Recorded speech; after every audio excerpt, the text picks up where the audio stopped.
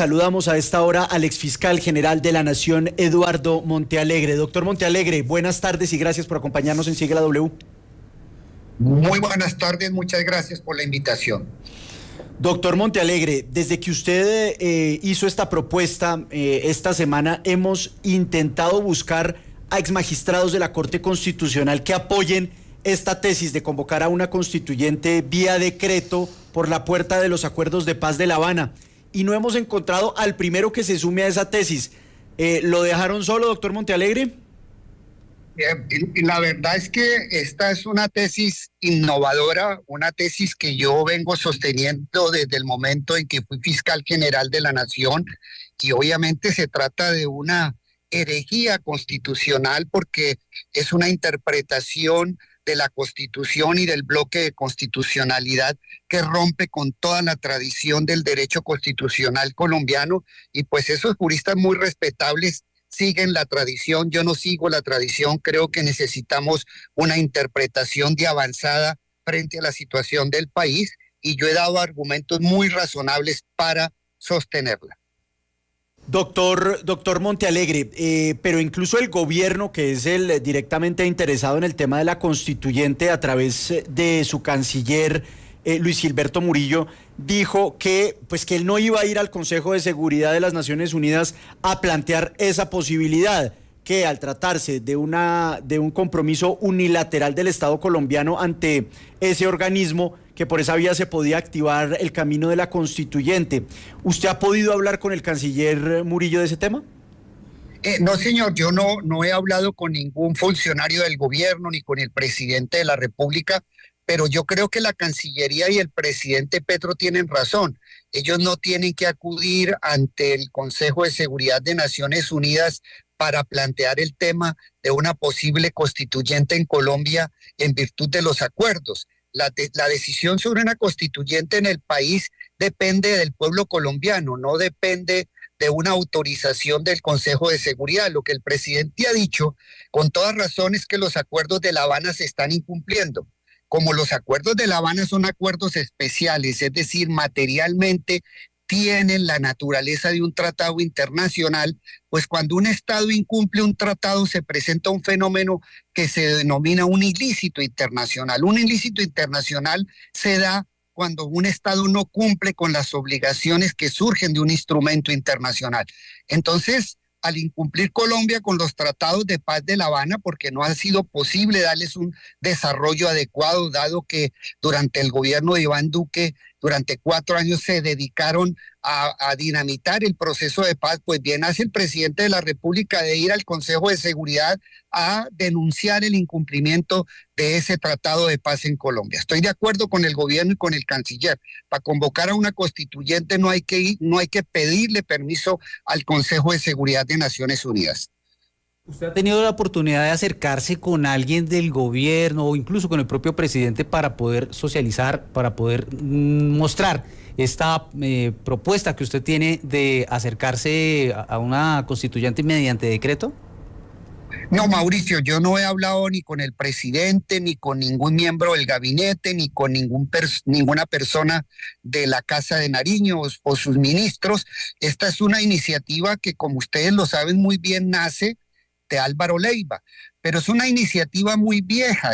Esta postura de Álvaro Leiva de entender que los acuerdos de La Habana son acuerdos especiales surge durante la negociación en La Habana.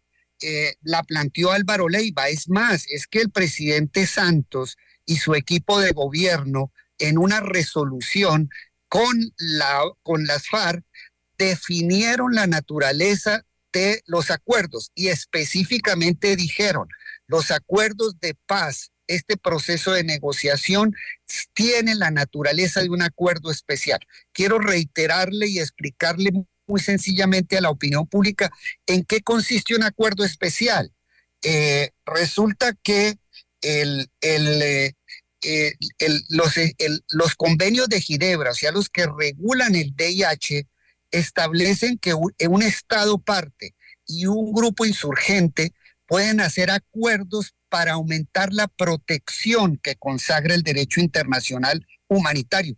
Y desde luego que la mayor protección que se le puede dar a la población civil, pues es acabar con el conflicto armado.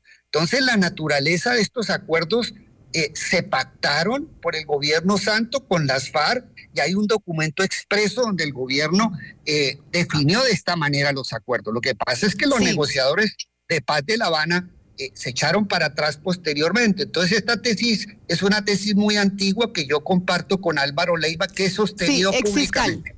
Sí, exfiscal, para que nuestros oyentes, si usted desea, lo puedan ver a través de nuestro YouTube Live, si puede prender la cámara, le agradecemos. Y aprovecho para preguntarle, señor. Es que no me da cámara, disculpe, pero mi celular no me lo permite, es por eso. Bueno. Disculpe. Bueno, no. Es que estoy en una tecnología como los que están interpretando la Constitución con criterios del siglo XIX. Le toca meterle innovación a ese celular, exfiscal. Ese es el consejo que le doy a mis críticos, que le metan innovación a la interpretación. Bueno, exfiscal, pero ¿qué responderle a aquellos firmantes de paz y a aquellas víctimas que están diciendo que el gobierno del presidente Gustavo Petro, en vez de generar debates que no tienen asidero, deberían justamente dedicarse a ayudar a la implementación de ese acuerdo, como ayudarles con los proyectos productivos, el tema de la seguridad para los firmantes de paz? ¿Qué responder ante esto? Es que yo creo que no basta con los instrumentos que existen actualmente. Obviamente que durante el gobierno Duque hubo un retroceso enorme en el cumplimiento de los acuerdos, a tal punto que Duque puso en peligro los acuerdos. ¿Por qué puso en peligro los acuerdos? Porque es que la ultraderecha colombiana, Álvaro Uribe, por ejemplo, le tienen miedo a la verdad. Hay muchos terratenientes, empresarios que favorecieron el conflicto, que deberían estar investigados por favorecimiento del paramilitarismo, por ejemplo, y le temen a la verdad. Entonces así es muy difícil avanzar. Es que el Tratado de Paz de La Habana consagró expresamente que debería hacerse un gran rediseño institucional a través de un acuerdo político nacional. Y ese rediseño institucional tiene que hacerse a través de grandes transformaciones en materia constitucional, por ejemplo. Petro ha avanzado muchísimo, por ejemplo, en materia de entrega de tierras. La meta es muy alta. Se habla de que hay que entregar más de 3 millones de tierras a los campesinos colombianos como consecuencia del conflicto. Hay cerca de 10 millones de víctimas inscritas formalmente. Los municipios que fueron más vulnerables en el conflicto, que son cerca de 170, allí hay 6 millones de personas. Entonces aquí no estamos hablando de una discusión intrascendente para el país. Aquí estamos hablando de que esta discusión y el futuro de esta discusión, que es muy importante, va a afectar a 15 millones de víctimas en la guerra civil que tuvo Colombia, en el conflicto armado. ¿Y qué pasa? Que tenemos un Congreso de la República con algunos sectores que tienen intereses individuales para no dejar que avancen los acuerdos de paz. Estamos, como lo he dicho reiteradamente, frente a un bloqueo institucional. ¿Cómo lo vamos a superar? Pues que el pueblo decida cómo lo superamos, porque lo único claro es que estamos incumpliendo los acuerdos y que hay 15 millones de víctimas de este conflicto que están esperando unas soluciones que el Congreso y el establecimiento no les quieren dar. Entonces, ¿cuál es la salida? Pues tenemos que buscar una asamblea constituyente. Esto no es una discusión de marca menor, sino que forma parte del futuro de este país. Hablando de esa discusión, que por supuesto no es de marca menor, pero ha tenido diferentes cuestionamientos. Me llama la atención que en el pasado, por ejemplo, la senadora del Partido Centro Democrático, Paloma Valencia, dijo que ya estaba de acuerdo con una constituyente. También encontramos por ahí un archivo del expresidente Álvaro Uribe Vélez, que en 2016 decía que estaba de acuerdo en una constituyente para revisar los acuerdos de paz con las FARC, aunque ahora critica que se eligiera otro mecanismo para hacerlo ante las Naciones Unidas, por ejemplo. ¿Qué responde a estas declaraciones que en el pasado dieron miembros del Centro Democrático que hoy se oponen a su propuesta? Pues que son unos grandísimos cínicos, que tienen un doble juego, que un día dicen una cosa y luego cambian sus posturas de acuerdo a las coyunturas. En el punto de la constituyente, por ejemplo, yo he sido muy coherente. Cuando fui fiscal general de la Nación, presenté, como lo he dicho, a la Comisión Interinstitucional de la Justicia que está conformada por los presidentes de altas cortes, la necesidad de convocar una asamblea constituyente para que se ocupara, entre otros temas, de la reforma a la justicia que no hemos podido hacer. Los presidentes de las altas cortes aceptaron esa propuesta. Luego, yo sí he tenido coherencia en cuanto a la naturaleza de los acuerdos como un instrumento que forma parte del bloque de constitucionalidad con fuerza jurídica, y coherencia en cuanto a la necesidad de una asamblea constituyente. Pero ellos no. Exfiscal. Sí, señor. Pero exfiscal Mortealegre, quiero que nos detengamos en ese punto jurídico, porque hablábamos hace unos días con el profesor Manuel Quinche, con varios expertos constitucionalistas que señalaron que ese debate sobre si el acuerdo de paz es un acuerdo vinculante desde el punto de vista jurídico o si es político, ya lo zanjó la Corte Constitucional hace muchos años, y ante la pretensión de que fuera un acuerdo especial a la luz del derecho internacional, la Corte Constitucional dijo: no, señores, es un acuerdo político que se desarrolla a través de normas jurídicas. ¿No le parece entonces que ese debate que usted está planteando ya lo zanjó la misma Corte? Mire, es que ese debate lo planteé yo ante la Corte.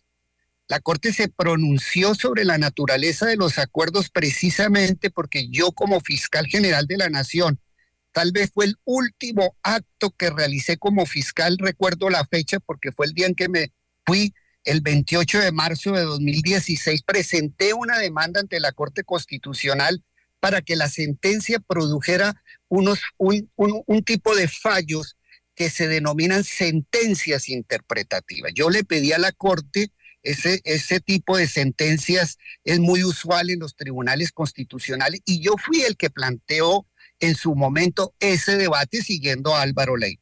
La Corte desde ese momento dijo, no aceptó mi propuesta. La Corte dijo que eso era un documento político, que no era un documento jurídico.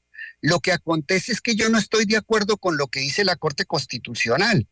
Y es verdad que la Corte Constitucional en otros fallos posteriores mantuvo su tesis de que eso es un documento político. Yo creo que el equivocado no soy yo, el equivocado es la Corte Constitucional.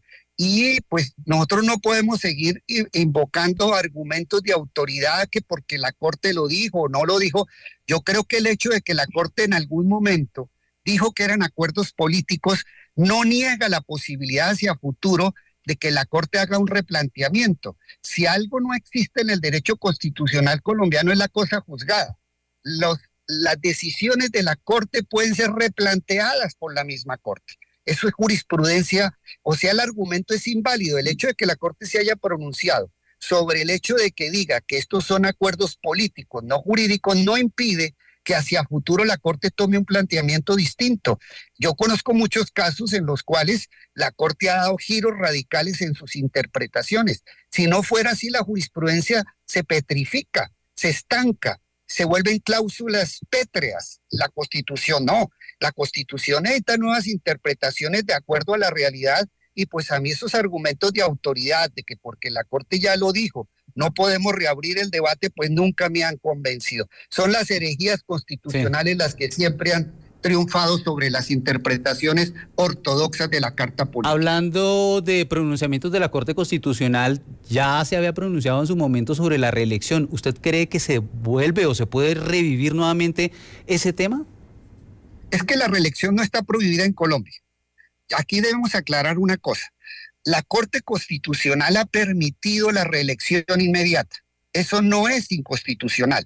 Lo que la Corte ya dijo, que sí sustituía el modelo de Estado, era una segunda reelección.